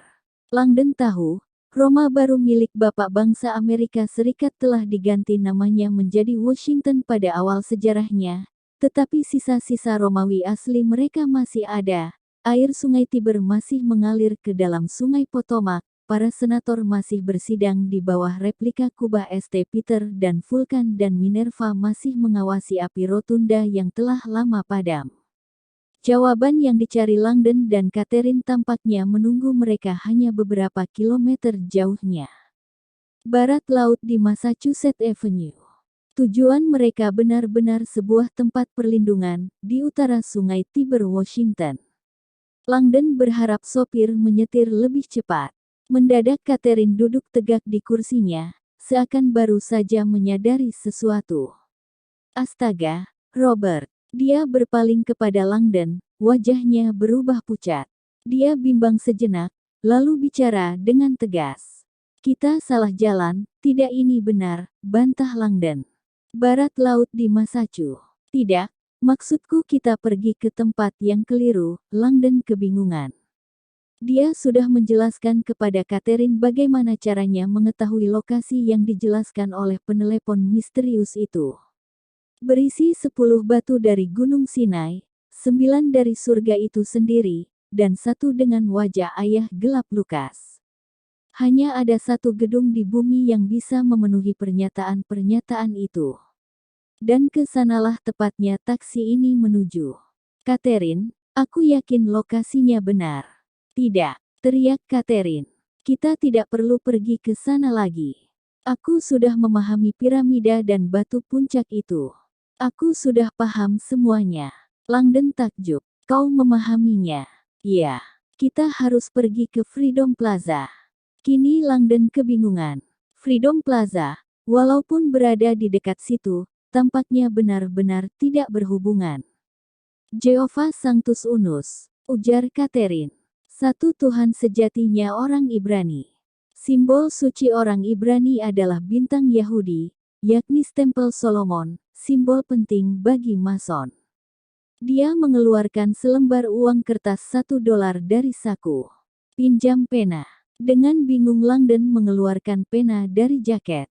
Lihat, Catherine membentangkan uang itu di atas pahanya, dan mengambil pena Langdon, lalu menunjuk The Great Seal di bagian belakang uang kertas. Jika kau menumpukan stempel Solomon pada The Great Seal Amerika Serikat, dia menggambarkan simbol bintang Yahudi persis di atas piramida itu. Lihat apa yang kau dapat. Langdon menunduk memandangi uang kertas itu, lalu memandang Catherine seakan dia sudah gila. Robert, lihat lebih cermat. Tidakkah kau melihat apa yang sedang kutunjuk? Langdon kembali memandang gambar itu. Apa maksud Catherine? Langdon pernah melihat gambar ini. Itu gambar populer di antara para penganut teori konspirasi, sebagai bukti bahwa persaudaraan Mason punya pengaruh rahasia terhadap nenek moyang bangsa Amerika. Ketika bintang bersudut 6 itu diletakkan dengan sempurna di atas The Great Seal Amerika Serikat, ujung atas bintang pas sekali dengan mata serba melihat Mason. Dan yang cukup mengerikan, kelima ujung lainnya jelas menampilkan huruf MASON. Catherine, itu hanya kebetulan, dan aku masih tidak melihat hubungannya dengan Freedom Plaza. Lihat sekali lagi, katanya. Suaranya kini kedengaran nyaris marah. Kau tidak melihat apa yang kutunjuk. Tepat di sana. Tidakkah kau melihatnya? Sejenak kemudian, Langdon melihatnya. Pemimpin operasi lapangan CIA Turner Simpkins berdiri di luar gedung Adams dan menekankan ponsel kuat-kuat di telinga, berusaha mendengarkan percakapan yang kini sedang berlangsung di kursi belakang taksi. Baru saja terjadi sesuatu. Timnya hendak menaiki helikopter Sikorsky U-60 termodifikasi untuk menuju barat laut dan memasang penghalang jalan, tapi kini tampaknya situasinya mendadak berubah. Beberapa detik yang lalu, Catherine Solomon mulai bersikeras bahwa mereka pergi ke tujuan yang keliru. Penjelasannya, sesuatu mengenai uang dolar dan bintang Yahudi, tidak masuk bagi pemimpin tim itu, dan tampaknya begitu juga bagi Robert Langdon. Setidaknya pada awalnya. Akan tetapi, kini Langdon tampaknya memahami maksud Catherine. Astaga, kau benar, ujar Langdon. Aku tidak melihat tadi, mendadak Simpkins bisa mendengar seseorang menggedor-gedor penyekat, lalu kaca itu terbuka. Perubahan rencana, kata Catherine kepada sopir. Antar kami ke Freedom Plaza. Freedom Plaza, tanya sopir taksi itu, kedengaran gelisah. Bukan barat laut di Massachusetts. Lupakan itu, teriak Catherine. Freedom Plaza. Belok di sini, di sini, di sini. Agen Simpkins mendengar taksi berbelok dengan berdecit. Kembali Catherine bicara dengan bersemangat kepada Langdon. dan mengatakan sesuatu mengenai cetakan perunggu terkenal Great Seal yang ditanamkan di dalam plaza. "Maaf, sekadar mengonfirmasi," sela suara sopir taksi yang kedengaran tegang. "Kita menuju Freedom Plaza di pojok antara Pennsylvania dan Tirten." "Ya," jawab Catherine. "Cepat. Dekat sekali. 2 menit." Simpkins tersenyum. "Bagus Omar." Ketika bergegas menuju helikopter yang menunggu, dia berteriak kepada timnya. "Berhasil. Freedom Plaza. Cepat." Bab 76. Freedom Plaza adalah sebuah peta. Terletak di pojok antara Pennsylvania Avenue dan Tirten Street, permukaan luas batu terpahat plaza menggambarkan jalan-jalan Washington seperti yang pertama kali dibayangkan oleh Pierre Lenvan. Plaza itu merupakan tujuan populer turis, bukan hanya karena peta raksasanya menyenangkan untuk diinjak-injak, melainkan juga karena Martin Luther King Jr. yang menjadi inspirasi nama Freedom Plaza, menulis sebagian besar pidato "I Have a Dream"-nya di Hotel Willard di dekat situ. Sopir taksi DC Omar Amirana sering membawa turis ke Freedom Plaza, tapi malam ini kedua penumpangnya jelas bukan pelancong biasa. CIA mengejar mereka. Omar baru saja berhenti di pinggir jalan ketika lelaki dan perempuan itu melompat keluar. "Tetap di sana," kata lelaki berjaket wol itu kepada Omar. "Kami akan kembali." Omar menyaksikan kedua orang itu bergegas menuju tempat luas terbuka peta raksasa, menunjuk dan berteriak ketika meneliti geometri jalan-jalan yang bersimpangan.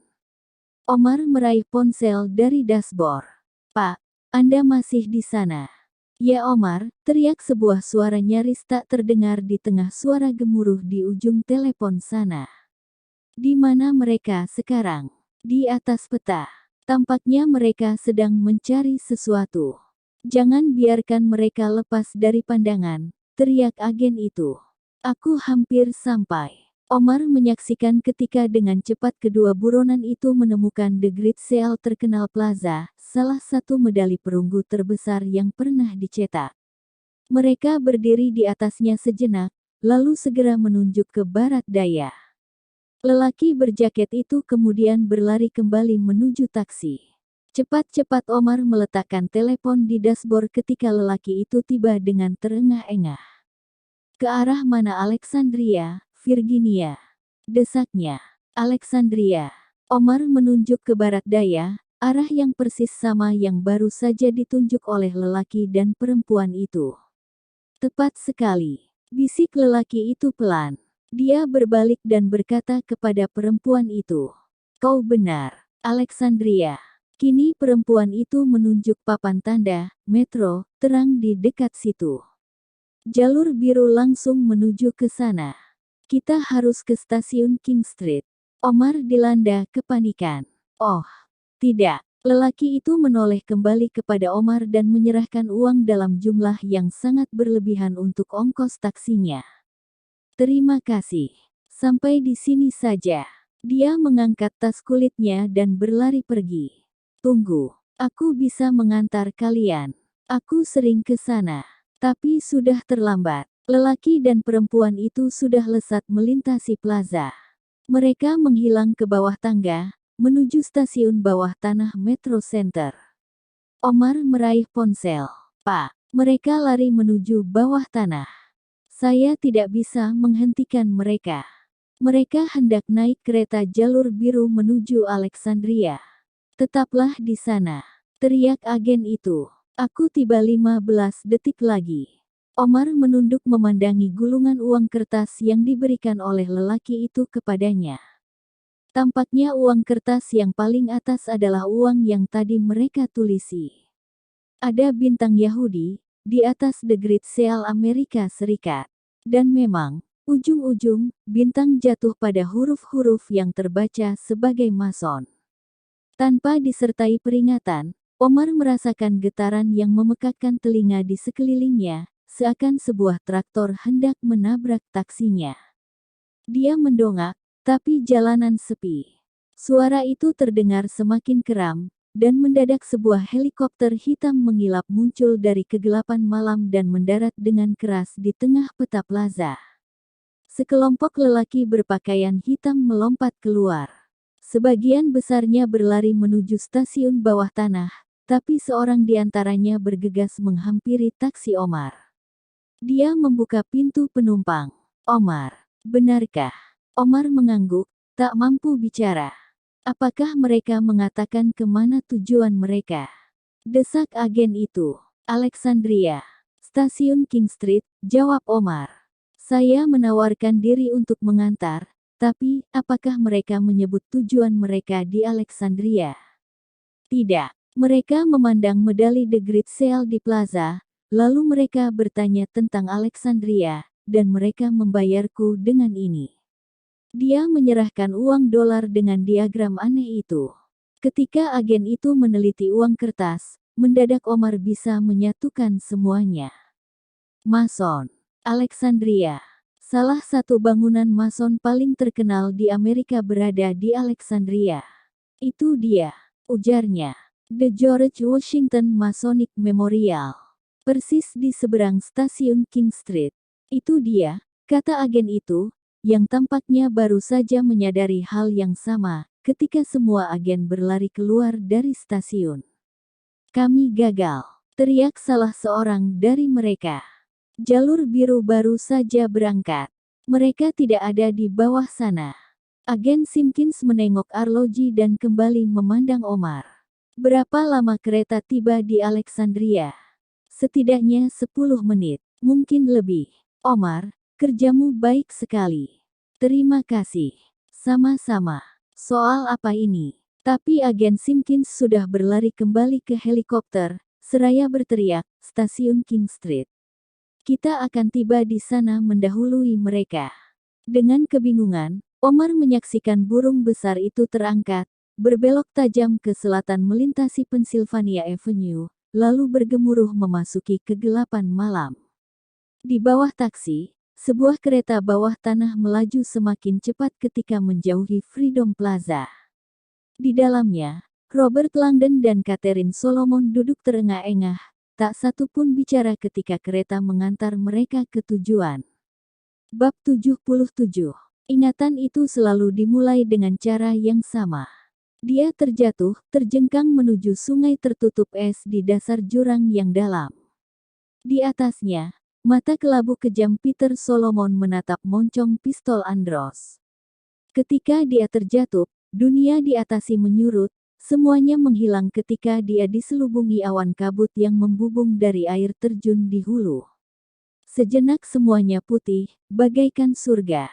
Lalu tubuhnya menghantam es. Dingin, hitam, sakit. Dia berguling-guling, diseret kekuatan dahsyat yang menghantam tubuhnya tanpa kenal ampun, melintasi batu-batu di dalam kekosongan yang mustahil dinginnya.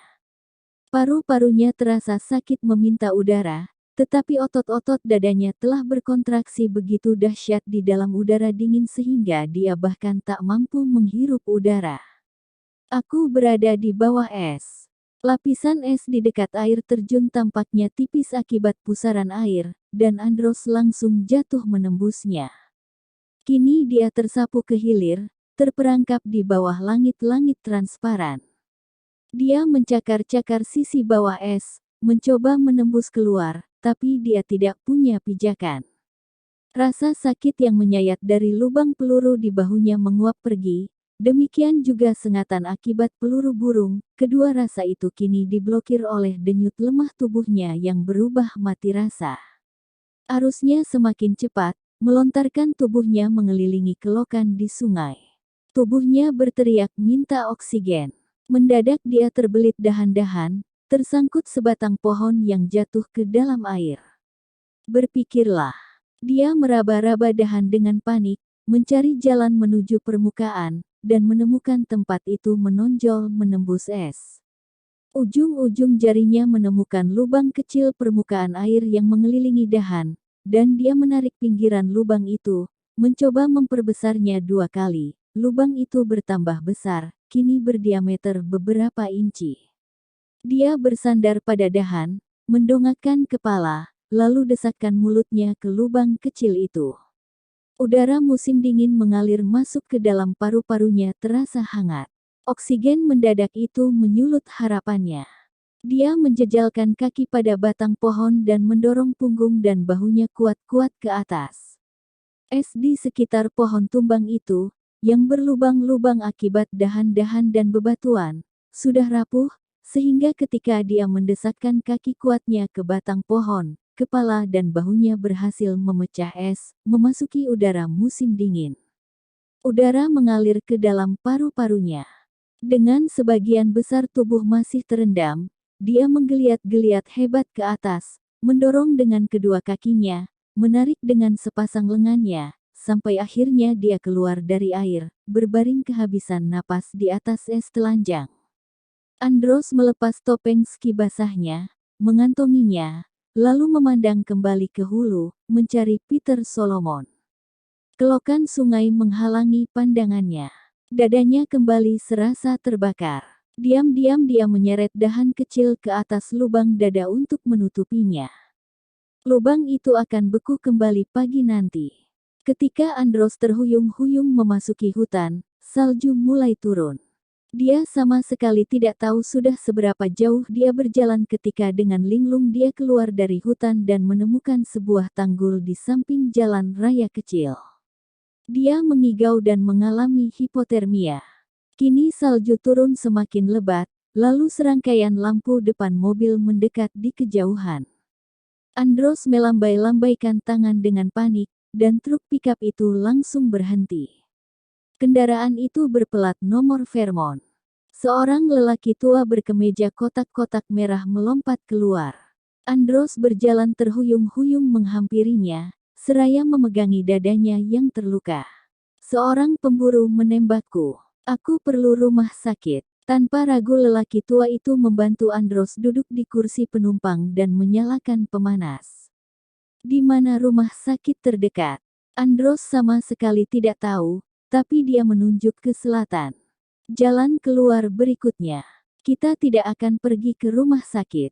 Lelaki tua dari Vermont itu dilaporkan hilang keesokan harinya, tapi tak seorang pun tahu di mana. Dalam perjalanannya dari Vermont dia kemungkinan menghilang dalam badai salju hebat itu. Juga tidak ada orang yang menghubungkan hilangnya lelaki itu dengan berita lain yang mendominasi berita-berita utama keesokan harinya, yakni pembunuhan mengejutkan Isabel Solomon. Ketika Andros terbangun, dia sedang terbaring di tempat tidur kosong sebuah motel murah yang tutup selama musim dingin itu. Dia ingat dirinya membobol masuk dan mengikat luka-lukanya dengan robekan-robekan spray, lalu memberanikan diri ke tempat tidur ringkuh, di bawah setumpuk selimut apak. Dia kelaparan. Dia berjalan terpincang-pincang ke kamar mandi dan melihat setumpuk peluru burung penuh darah di wastafel. Samar-samar dia ingat dirinya mengeluarkan semua peluru itu dari dadanya. Ketika mengangkat pandangan ke cermin kotor, dengan enggan dia membuka perban-perban berdarahnya untuk meneliti kerusakan. Otot-otot keras dada dan perutnya telah menahan peluru-peluru burung itu sehingga tidak menembus terlalu dalam, tetapi tubuhnya yang dulu sempurna kini rusak oleh luka-luka. Peluru yang ditembakkan Peter Solomon tampaknya langsung melesat menembus bahunya, meninggalkan kawah berdarah. Yang lebih buruk lagi, Andros gagal memperoleh benda yang menjadi tujuan kepergiannya sejauh ini. Piramida itu, perutnya keroncongan, dan dia berjalan terpincang-pincang keluar, menuju truk lelaki itu, berharap bisa menemukan makanan. Pikap itu kini tertutup salju tebal, dan Andros bertanya-tanya sudah berapa lama dia tertidur di motel tua ini. Untunglah aku terbangun. Andros tidak menemukan makanan dimanapun di kursi depan. Tapi dia menemukan tablet-tablet penghilang nyeri untuk artritis di dashboard. Dia mengambil segenggam, lalu menelannya dengan berapa genggam salju. Aku perlu makanan. Beberapa jam kemudian, pikap yang keluar dari belakang motel tua itu sama sekali tidak menyerupai truk yang masuk ke sana 2 hari yang lalu. Atapnya tidak ada. Begitu juga penutup-penutup roda, stiker-stiker bumper, dan semua hiasannya.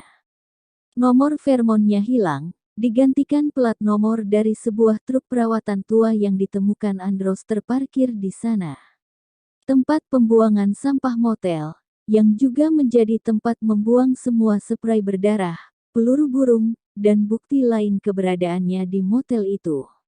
Andros masih bertekad mendapatkan piramida itu, tapi untuk sementara waktu, dia harus menunggu. Dia harus bersembunyi, menyembuhkan diri, dan yang terpenting makan. Dia menemukan restoran di pinggir jalan, dan di sana dia memuaskan diri dengan menyantap telur, daging asap, kentang goreng, dan 3 gelas jus jeruk. Ketika sudah selesai, dia memesan makanan lagi untuk dibawa. Sekembalinya di jalanan, Andros mendengarkan radio tua truk itu.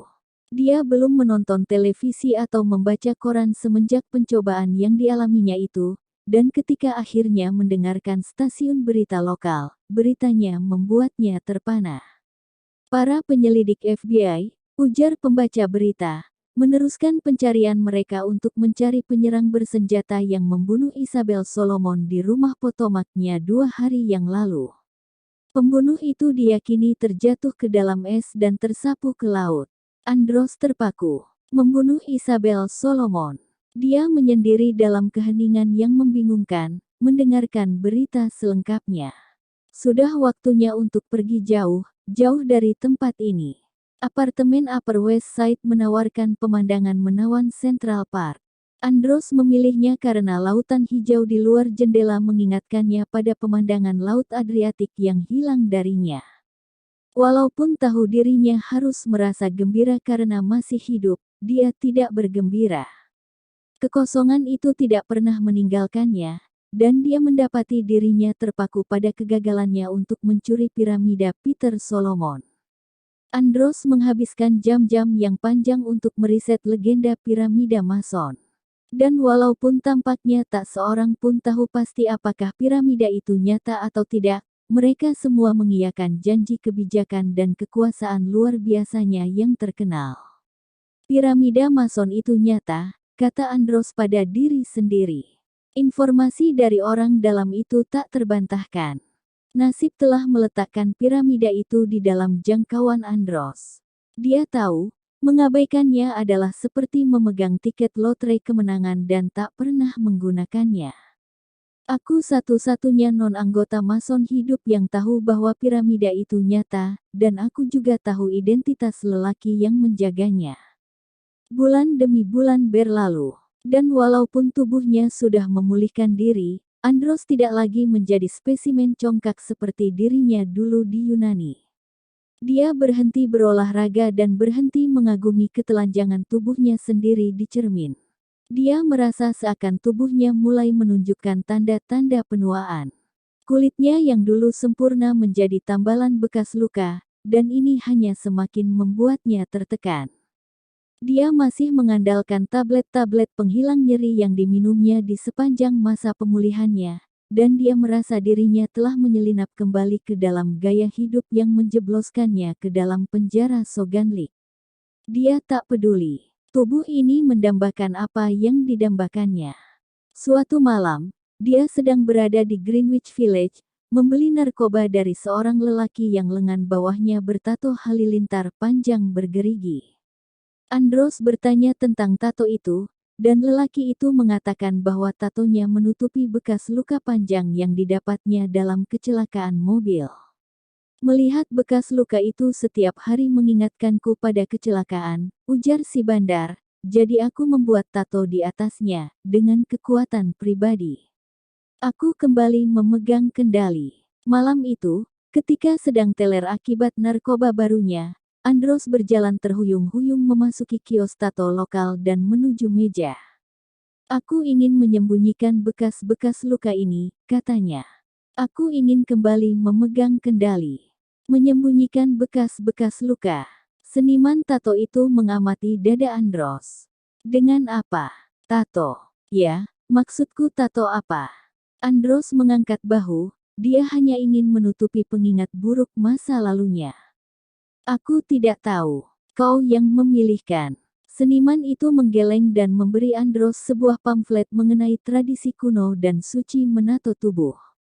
Kembalilah kalau kau sudah siap. Andros mendapati bahwa Perpustakaan Umum New York punya 53 buku mengenai tato dalam koleksinya. Dalam waktu beberapa minggu, dia sudah membaca semuanya. Setelah menemukan kembali kegairahan membacanya, dia membawa ransel penuh buku bolak-balik antara perpustakaan dan apartemen. Di sana dia menikmati buku-buku itu dengan rakus sambil memandang Central Park. Buku-buku mengenai tato ini telah membukakan pintu menuju sebuah dunia aneh yang tidak pernah diketahui keberadaannya oleh Andros, yakni dunia simbol-simbol, mistisisme, mitologi, dan ilmu sihir. Semakin banyak dia membaca, semakin dia menyadari betapa buta dirinya. Dia mulai menyimpan buku-buku catatan mengenai ide-ide, sketsa-sketsa, dan mimpi-mimpi anehnya. Ketika tidak lagi bisa menemukan apa yang diinginkannya di perpustakaan, dia membayar para penyalur buku langka untuk membelikannya beberapa teks yang paling esoteris di bumi. De Praestigus Daemonum, Lemegeton, Ars Almadel, Grimorium Verum, Ars Notoria, dan seterusnya dan seterusnya. Dia membaca kesemuanya, dan semakin lama semakin yakin bahwa dunia ini masih punya banyak harta karun yang bisa ditawarkan kepadanya. Ada rahasia-rahasia di luar sana yang melampaui pemahaman manusia. Lalu dia menemukan tulisan-tulisan Aleister Crowley, ahli mistik visioner dari awal 900-an yang dianggap gereja sebagai lelaki terjahat yang pernah hidup. Orang pintar selalu ditakuti oleh orang yang kurang pintar. Andros mempelajari kekuatan ritual dan mantra. Dia mempelajari bahwa kata-kata suci, jika diucapkan dengan benar, akan berfungsi sebagai kunci yang membuka gerbang ke dunia lain. Ada alam semesta bayangan di balik alam semesta ini, dunia yang bisa kutarik kekuatannya. Dan walaupun Andros ingin menguasai kekuatan itu, dia memahami adanya peraturan-peraturan dan tugas-tugas yang harus diselesaikan terlebih dahulu. Menjadi sesuatu yang suci, tulis Crowley. Menjadikan dirimu suci. Ritual kuno menjadikan suci pernah menjadi hukum di dunia ini. Mulai dari orang-orang Ibrani kuno yang memberikan persembahan-persembahan bakaran di kuil, orang-orang Maya yang memenggal kepala manusia di atas piramida-piramida Chichen Itza, sampai Yesus Kristus yang mempersembahkan tubuhnya di atas kayu salib, orang-orang kuno memahami persyaratan Tuhan untuk sakrifis pengorbanan. Pengorbanan adalah ritual asli yang dilakukan manusia untuk meminta pertolongan dari dewa-dewa dan menjadikan diri mereka suci. Sakra sekret suci. Face make menjadikan. Walaupun ritual pengorbanan telah lama sekali ditinggalkan, kekuatannya masih ada. Beberapa ahli mistik modern, termasuk Aleister Crowley, mempraktikkan ilmu itu, menyempurnakannya setelah beberapa waktu, dan perlahan-lahan mengubah diri mereka menjadi sesuatu yang lebih. Andros ingin sekali mengubah dirinya seperti yang telah mereka lakukan. Akan tetapi, dia tahu untuk melakukannya, dia harus melintasi jembatan berbahaya. Yang memisahkan terang dari gelap hanyalah darah. Suatu malam, seekor burung gagak melayang masuk ke jendela kamar mandi Andros yang terbuka, lalu terperangkap di dalam apartemen. Andros mengamati burung itu terus berkeliling sejenak, lalu akhirnya berhenti, tampak pasrah pada ketidakmampuannya untuk melarikan diri. Andros sudah banyak belajar, sehingga dia mengenali datangnya pertanda didesak untuk maju. Dia menggenggam burung itu dengan sebelah tangan, berdiri di samping altar seadanya di dapur, mengangkat sebilah pisau dan mengucapkan keras-keras mantra yang sudah dihafalkannya. Camiyah, Eomyahe, Emial, Mekbal, Emwei, Zazean. Berdasarkan nama malaikat-malaikat tersuci dalam kitab Asamayan, kupanggil kalian agar membantuku dalam tindakan ini berdasarkan kekuatan satu Tuhan sejati. Kini Andros merendahkan pisau dan dengan hati-hati, menusuk pembuluh darah besar di sayap kanan burung itu. Burung gagak itu mulai berdarah. Ketika Andros menyaksikan cairan merah mengalir ke dalam cangkir logam yang diletakkan sebagai penampung, dia merasakan rasa dingin yang tak terduga di udara. Walaupun demikian, dia tetap melanjutkan. Adonai, Aratron, Asyai, Elohim, Elohi, Elyon, Asher El Shaddai yang perkasa, jadilah penolongku, sehingga darah ini bisa memiliki kekuatan dan kemampuan dimanapun yang kuinginkan, dalam apapun yang kuminta. Malam itu, dia memimpikan burung, seekor phoenix raksasa yang naik dari kobaran api. Keesokan paginya, dia terbangun dengan energi yang belum pernah dirasakannya semenjak kanak-kanak. Dia pergi berlari di taman, lebih cepat dan lebih jauh daripada yang bisa dibayangkannya. Ketika tidak bisa lari lebih lama lagi, dia berhenti untuk melakukan push-up dan sit-up. Berulang-ulang tak terhitung banyaknya. Dan dia masih punya energi. Malam itu, sekali lagi dia memimpikan Phoenix. Musim gugur telah datang kembali di Central Park, dan kehidupan liar bergegas mengumpulkan makanan untuk musim dingin. Andros membenci udara dingin, tetapi semua perangkapnya yang tersembunyi dengan cermat kini dipenuhi tikus dan tupai hidup. Dia membawa mereka pulang dalam ransel, lalu melakukan ritual yang semakin rumit. Emmanuel, Masiah, Yod, He, Vaut, harap katakan kalau aku layak. Ritual-ritual darah itu membangkitkan vitalitasnya. Andros merasa lebih muda setiap hari. Dia terus membaca siang malam teks-teks mistis kuno, puisi-puisi epik abad pertengahan, filosof-filosof kuno dan semakin dia mempelajari hakikat segala sesuatu, makin dia menyadari bahwa semua harapan bagi umat manusia sudah hilang. Mereka buta, berkeliaran tanpa arah di dalam dunia yang tidak akan pernah mereka pahami.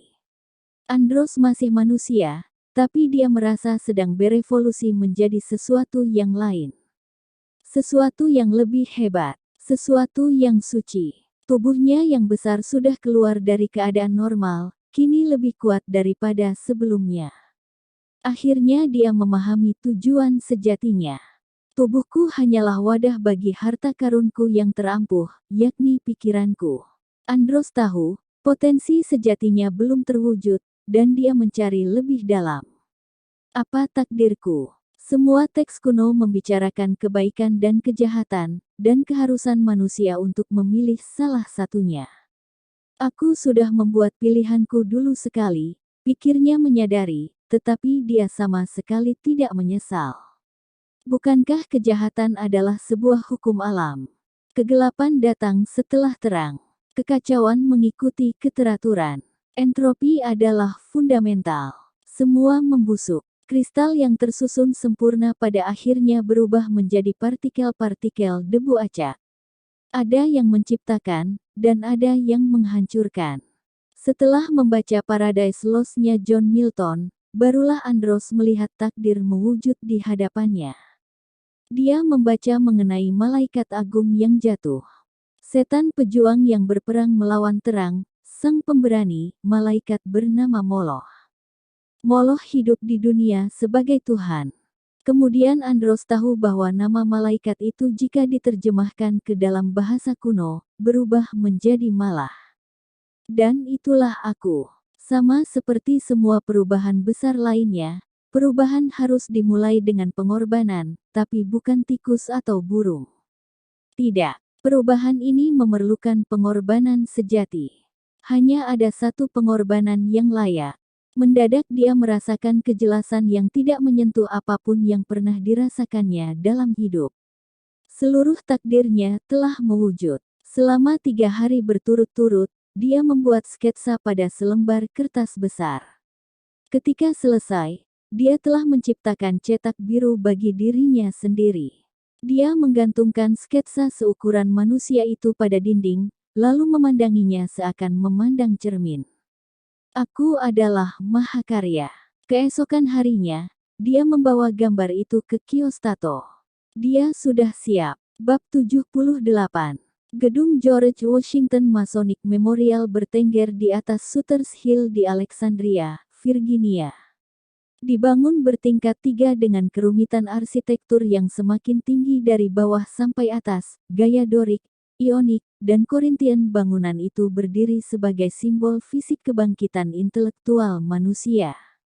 Diinspirasi oleh mercusuar Paros kuno di Alexandria, Mesir, puncak menara yang menjulang tinggi ini berbentuk piramida Mesir dengan hiasan menyerupai lidah api. Di dalam foyer marmer spektakulernya, terdapat patung perunggu besar George Washington dalam pakaian kebesaran mason lengkap, disertai sekop asli yang digunakannya untuk meletakkan batu pertama gedung Capitol. Di atas foyer, 9 tingkat yang berbeda memiliki nama-nama seperti The Grotto, Gua, The Crypt Room, Ruang Bawah Tanah, dan The Knights Templar Chapel, Kapel Kesatria Templar. Di antara harta karun yang ditampung di dalam ruangan-ruangan ini, terdapat lebih dari 20.000 volume tulisan mengenai Mason, replika menakjubkan tabut perjanjian, dan bahkan model berskala ruang singgasana di dalam kuil Raja Solomon. Agen CIA Simpkins menengok arloji ketika helikopter U-60 termodifikasi itu terbang rendah di atas Sungai Potomac. 6 menit lagi kereta mereka tiba. Dia menghembuskan napas dan memandang Masonic Memorial yang berkilau di cakrawala di luar jendela. Dia harus mengakui, menara yang bersinar cemerlang itu sama mengesankannya seperti gedung manapun di National Mall. Simpkins belum pernah berada di dalam gedung memorial itu, dan malam ini tidak akan berbeda. Jika semuanya berjalan sesuai rencana, Robert Langdon dan Catherine Solomon tidak akan lolos dari stasiun bawah tanah. Di sana, teriak Simpkins kepada pilot, seraya menunjuk stasiun bawah tanah King Street di seberang gedung memorial, membelokkan helikopter dan mendaratkannya di atas area rumput di kaki Sutter's Hill. Para pejalan kaki mendongak dengan terkejut ketika Simpkins dan timnya berhamburan keluar, melesat menyeberangi jalan dan berlari turun menuju stasiun King Street. Di ruang tunggu beberapa calon penumpang kereta menyingkir, merapat ke dinding ketika sekelompok lelaki bersenjata dengan pakaian serba hitam bergemuruh melewati mereka. Stasiun King Street lebih besar daripada yang diperkirakan Simpkins. Tampaknya melayani beberapa jalur yang berbeda, jalur kuning, dan Amtrak. Dia berpacu menuju peta metro di dinding dan menemukan Freedom Plaza, dan jalur langsung menuju lokasi itu. Jalur biru, peron selatan. Teriak Simpkins. Pergilah dan singkirkan semua orang. Timnya melesat pergi. Simpkins bergegas menuju kios tiket, menunjukkan tanda pengenal, dan berteriak kepada perempuan di dalam kios. Kereta berikutnya dari Metro Center, kapan tiba? Perempuan yang berada di dalamnya tampak ketakutan. Saya tidak tahu pasti. Jalur biru tiba setiap 11 menit. Tidak ada jadwal tetap. Sudah berapa lama kereta terakhir berangkat? 5 atau 6 menit, mungkin. Tidak lebih dari itu. Turner menghitung. Sempurna. Kereta berikutnya pasti kereta Langdon. Di dalam gerbong bawah tanah yang bergerak cepat, Catherine Solomon beringsut tidak nyaman di atas kursi plastik keras. Lampu-lampu fluoresens terang di atas kepala menyakiti matanya. Dia memerangi dorongan untuk membiarkan kelopak matanya menutup, bahkan untuk sedetik saja. Langdon duduk di sampingnya di dalam gerbong kosong itu, menatap hampa tas kulit di kakinya. Kelopak matanya juga tampak berat, seakan goyangan berirama gerbang yang bergerak membuainya ke dalam keadaan terhipnotis. Catherine membayangkan isi aneh tas Langdon. Mengapa CIA menginginkan piramida ini? Menurut Bellamy, Sato mungkin mengejar piramida itu karena mengetahui potensi sejatinya. Tapi, seandainya pun piramida ini, entah bagaimana, memang mengungkapkan tempat persembunyian rahasia-rahasia kuno, sulit bagi Catherine untuk percaya bahwa janji kebijakan mistis purbanya menarik minat CIA. Tapi sekali lagi, pikirnya mengingatkan diri sendiri, CIA sudah terpergok beberapa kali menjalankan program-program parapsikologis atau PSA yang menyerempet-nyerempet sihir kuno dan mistisisme. Pada 1995, skandal Stargate Scanate memaparkan teknologi rahasia CIA yang disebut penglihatan jarak jauh, semacam perjalanan pikiran secara telepatis, yang memungkinkan penglihat untuk mengirim mata pikirannya ke lokasi manapun di bumi dan melakukan kegiatan mata-mata di sana, tanpa disertai kehadiran secara fisik. Tentu saja teknologi ini sama sekali tidak baru.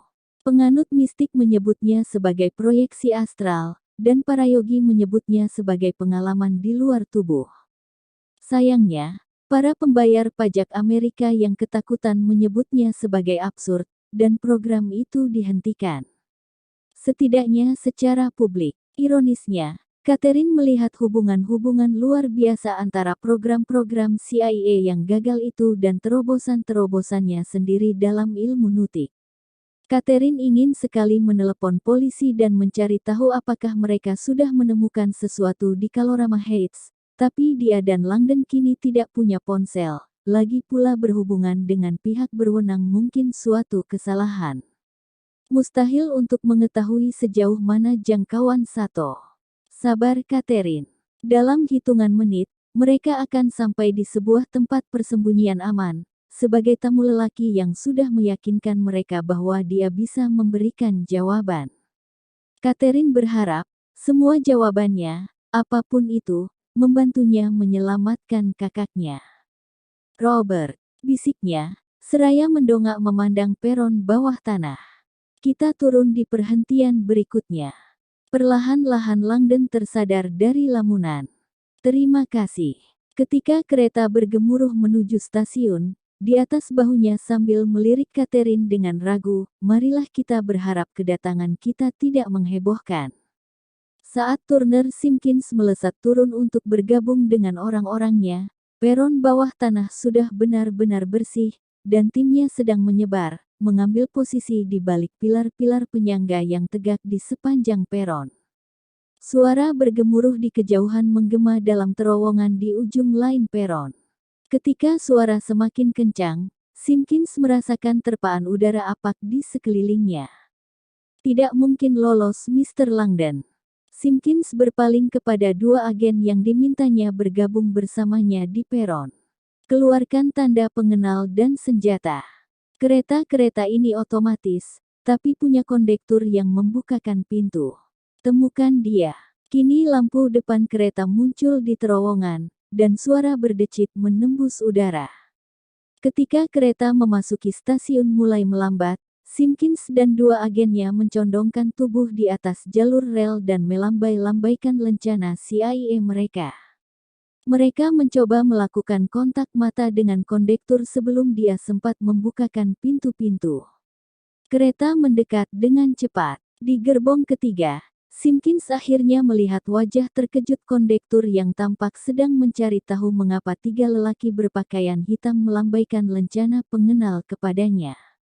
Simpkins berlari kecil menuju kereta yang kini hampir berhenti. CIA, teriak Simpkins, seraya menunjukkan ide. Jangan membuka pintu. Ketika kereta meluncur perlahan-lahan melewatinya, dia menuju gerbong kondektur dan berteriak kepadanya. Jangan membuka pintu. Kau mengerti? Jangan membuka pintu. Kereta berhenti total dan kondekturnya yang terbelalak mengangguk berulang-ulang. Ada apa? Desak lelaki itu lewat jendela samping. Jangan biarkan kereta bergerak, kata Simpkins. Dan jangan membuka pintu. Oke. Bisa memasukkan kami ke dalam gerbong pertama. Kondektur itu mengangguk. Dia melangkah keluar dari kereta dengan wajah tampak ketakutan, lalu menutup pintu di belakangnya. Dia mendampingi Simpkins dan orang-orangnya menuju gerbong pertama. Di sana dia membuka pintu secara manual. Kunci lagi pintunya di belakang kami, ujar Simpkins, seraya mencabut senjata. Simpkins dan orang-orangnya melangkah cepat ke dalam gerbong pertama yang terang benderang.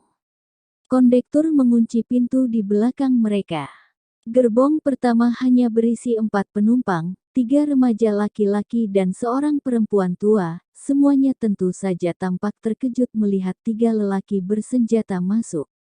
Simpkins menunjukkan ide. Semuanya baik-baik saja. Harap tetap duduk. Simpkins dan orang-orangnya kini memulai penyapuan, bergerak menuju bagian belakang kereta tertutup itu dengan berpindah dari satu gerbong ke gerbong lain, memencet pasta gigi. Begitulah sebutannya semasa Simpkins menjalani pelatihan di pusat pelatihan khusus CIA. Hanya ada sedikit sekali penumpang di kereta ini. Ketika sudah setengah perjalanan ke belakang kereta, agen-agen itu masih belum melihat seorang pun yang menyerupai ciri-ciri Robert Langdon dan Catherine Solomon. Walaupun demikian, Simpkins tetap percaya diri. Benar-benar tidak ada tempat untuk bersembunyi di dalam sebuah gerbong kereta bawah tanah itu. Tidak ada kamar mandi, tidak ada tempat penyimpanan, dan tidak ada pintu keluar alternatif. Seandainya pun kedua sasaran itu, mereka naik kereta dan lari ke belakang, tidak ada jalan lain. Hampir mustahil untuk membuka pintu dengan paksa. Lagi pula Simpkins sudah menyuruh orang-orangnya untuk mengepung peron dan kedua sisi kereta. Sabar. Akan tetapi, saat mencapai gerbong kedua dari terakhir, Simpkins merasa gelisah. Gerbong kedua dari terakhir ini hanya satu penumpang, seorang lelaki Cina. Simpkins dan agen-agen maju terus, meneliti tempat untuk bersembunyi. Tidak ada apa. Simpkins berpacu ke bagian belakang kabin itu, mencari-cari di balik semua kursi. Dia berbalik kembali, orang-orangnya dengan darah mendidih. Kemana mereka pergi? Bab 79. 13 km di utara Alexandria, Virginia, Robert Langdon dan Catherine Solomon melenggang dengan tenang melintasi hamparan luas halaman yang masih tertutup salju.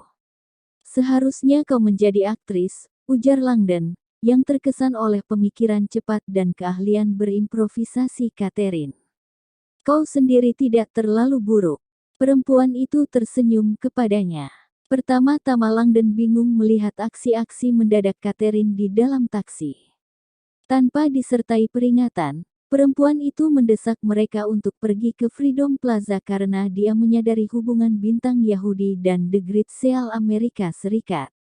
Dia menggambarkan teori persekongkolan yang terkenal pada selembar uang kertas $1, lalu bersikeras agar Langdon memandang dengan cermat kemana dia menunjuk. Akhirnya Langdon menyadari bahwa Catherine tidak sedang menunjuk uang kertas $1 itu, tapi menunjuk lampu indikator mungil di bagian belakang kursi sopir. Lampu itu begitu berdebu dan dekil sehingga dia bahkan tidak memperhatikan. Akan tetapi, ketika mencondongkan tubuh ke depan, dia bisa melihat lampunya menyala, memancarkan kilau merah suram. Dia bisa melihat dua kata samar-samar persis di bawah lampu yang menyala itu. Intercom menyala.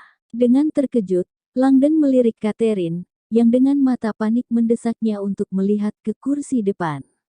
Langdon mematuhinya, mencuri pandang melalui penyekat. Ponsel sopir itu berada di atas dashboard, terbuka lebar, bersinar, menghadap pengeras suara intercom. Sedetik kemudian, Langdon memahami semua tindakan Catherine. Mereka tahu kita berada di dalam taksi ini, mereka sedang mendengarkan kita. Langdon tidak tahu seberapa banyak waktu yang dimilikinya bersama Catherine sebelum taksi dihentikan dan dikepung. Tapi dia tahu mereka harus bertindak cepat. Dia langsung mulai bersandiwara, menyadari bahwa keinginan Catherine untuk ke Freedom Plaza sama sekali tidak berhubungan dengan piramida itu, tapi karena stasiun bawah tanahnya yang besar, Center, dan karena dari sana, mereka bisa mengambil jalur merah, biru, atau oranye dengan 6 arah yang berbeda. Mereka melompat turun dari taksi di Freedom Plaza. Langdon mengambil alih, melakukan semacam improvisasi diri, meninggalkan jejak menuju Masonic Memorial di Alexandria sebelum dia dan Catherine berlari turun ke dalam stasiun tanah, melewati peron-peron jalur biru, dan terus menuju jalur merah. Di sana mereka naik kereta ke arah yang berlawanan. Setelah melewati 6 perhentian di utara menuju Tentown, mereka muncul sendirian di sebuah lingkungan baru yang sepi. Tujuan mereka, gedung tertinggi dalam radius berkilo-kilometer, langsung terlihat di cakrawala, persis di luar Massachusetts Avenue, di atas hamparan luas halaman terawat. Kini setelah menghilangkan jejak, seperti kata Catherine, keduanya berjalan melintasi rerumputan basah. Di sebelah mereka, terdapat kebun gaya abad pertengahan yang terkenal karena semak-semak mawar kuno dan gazebo rumah bayangannya. Mereka berjalan melewati kebun, langsung menuju gedung menakjubkan yang telah memanggil mereka. Sebuah tempat lindungan yang berisi 10 batu dari Gunung Sinai, satu dari surga itu sendiri, dan satu dengan wajah ayah gelap Lukas. Aku belum pernah berada di sini pada malam hari, ujar Catherine, seraya mendongak memandang menara-menara yang terang benderang itu. Spektakuler. Langdon setuju. Dia sudah lupa betapa mengesankan tempat ini sesungguhnya. Mahakarya neogotik itu tegak di ujung utara Embassy Row. Sudah bertahun-tahun dia tidak kemari, semenjak menulis artikel mengenai tempat ini untuk majalah anak-anak, dengan harapan bisa membangkitkan semacam kegairahan di antara anak-anak muda Amerika untuk datang melihat landmark yang menakjubkan ini. Artikelnya, Musa, Bebatuan Bulan, dan Star Wars, telah menjadi bagian dari bacaan turis selama bertahun-tahun. Katedral Nasional Washington, pikir Langdon, yang merasakan pengharapan tak terduga karena bisa kembali kemari setelah bertahun-tahun. Di mana lagi tempat yang lebih baik untuk bertanya mengenai satu Tuhan sejati? Katedral ini benar-benar memiliki 10 batu dari Gunung Sinai. Tanya Catherine, seraya mendongak memandangi menara lonceng kembar itu. Langdon mengangguk. Di dekat altar utama, ke-10 batu menyimbolkan 10 perintah Allah yang diberikan kepada Musa di atas Gunung Sinai. Dan ada batu bulan, batu dari surga itu sendiri. Ya, salah satu jendela kaca patrinya disebut jendela ruang angkasa dan punya pecahan batu bulan yang ditanamkan di dalamnya. Oke, tapi kau tidak mungkin serius mengenai hal terakhir. Catherine mendongak, mata cantiknya berkilau skeptis. Patung Darth Vader. Langdon tergelak. Ayah gelap Luke, Lucas Skywalker. Tepat sekali. Vader adalah salah satu patung aneh yang paling populer di Katedral Nasional. Dia menunjuk tinggi ke menara-menara barat. Sulit untuk melihatnya pada malam hari, tapi dia ada di sana. Apa gerangan yang dilakukan Darth Vader di Katedral Nasional Washington? Kontes anak-anak untuk memahat patung batu yang menggambarkan wajah kejahatan. Darth menang. Mereka mencapai tangga besar menuju pintu masuk yang berada di dalam lengkungan setinggi 20 meter di bawah jendela bulat kaca patri yang menakjubkan.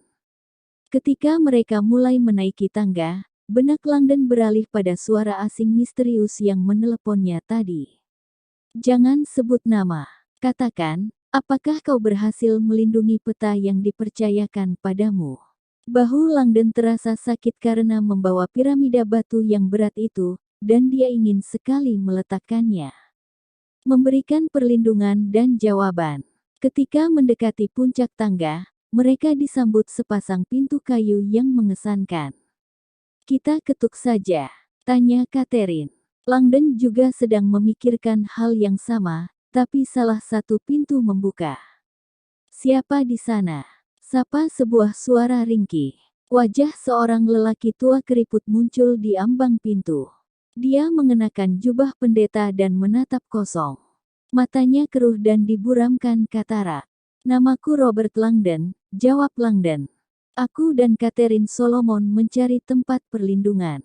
Lelaki buta itu menghembuskan napas lega. Syukurlah, aku sudah menunggu kedatangan kalian.